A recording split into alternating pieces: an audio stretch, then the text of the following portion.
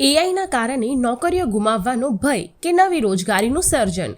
AI એટલે કે artificial ઇન્ટેલિજન્સને કારણે નોકરીઓ ગુમાવવાનો ભય દુનિયામાં ફેલાયેલો છે અને કોર્પોરેટ કંપનીઓ એઆઈના કારણે પોતાના કર્મચારીઓને છૂટા કરી રહી છે. આ સ્થિતિ વચ્ચે ભારતમાં નીતિ આયોગે ખૂબ મહત્વપૂર્ણ રિપોર્ટ બહાર પાડ્યો છે.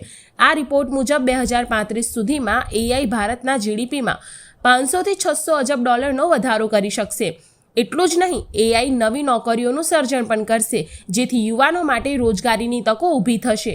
નીતિ આયોગે કહ્યું છે કે એઆઈ અનેક રૂટીન કામોની જગ્યા લેશે, જેમ કે ક્લાર્ક અને કેશિયરની નોકરીઓ, પરંતુ સાથે જ મોટા પાયે નવી નોકરીઓ પણ ઊભી થશે.